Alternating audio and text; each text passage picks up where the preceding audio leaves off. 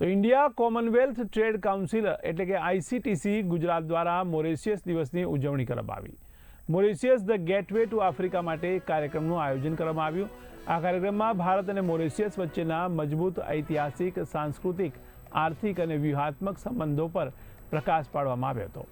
Mauritius આફ્રિકાનું પ્રવેશદ્વાર હોવાથી Mauritius દ્વારા આફ્રિકન બજારોમાં ભારતીય ઉદ્યોગોના વિસ્તરણની વધતી તકો પર પણ ભાર મૂકવામાં આવ્યો હતો.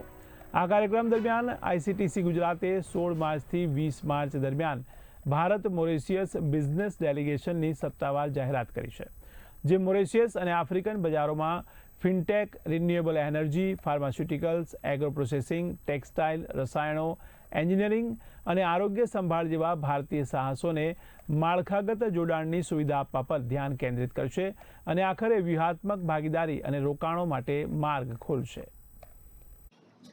સૌથી પહેલાં તો જે મોરેશિયસ જે છે, મોરેશિયસ એ કન્ટ્રી આપણા ત્યાં 75% જે લોકો છે એ ઇન્ડિયન ઓરિજિનના લોકો છે.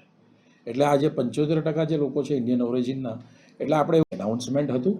અને મોરેશિયસ જે છે એ મોરેશિયસ આમ જુઓ તો ખૂબ નાનો કન્ટ્રી છે, પણ એનું જે મહત્ત્વ છે, એનું જે સિગ્નિફિકન્સ છે ખૂબ વધારે છે.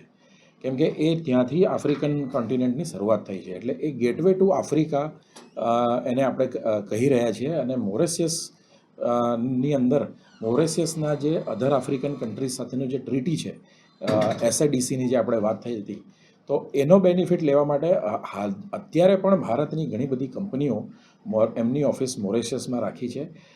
અમે લોકો ઇન્ડિયા કોમનવેલ્થ ટ્રેડ કાઉન્સિલ અહીંયા આગળ મોરેશિયસની અંદર આજે ડેલિગેશન લઈને જઈ રહ્યા છે. તો આપણું જે એમએસએમઈ સેક્ટર છે, ગુજરાતનું એમએસએમઈ સેક્ટર છે, એને કેવી રીતે આપણે બેનિફિટ આપી શકીએ સાઉથ આફ્રિકન કન્ટ્રીઝના માર્કેટનો. કેમ કે સાઉથ આફ્રિકન કન્ટ્રીઝની અગર આપણે જોઈએ તો ત્યાં મેન્યુફેક્ચરિંગ બેઝ છે નહીં, અને એ લોકો ઘણા બધા અંશે એમની જે ઇકોનોમી છે એ ઇમ્પોર્ટ ડ્રીવન ઇકોનોમી છે. એટલે બધું ત્યાં એ લોકો બહારથી મંગાવતા હોય છે. એટલે એમાં જે સૌથી મોટું જે એમનું જે પાર્ટનર છે ચાઇના છે, અને બીજું છે ઇન્ડિયા છે.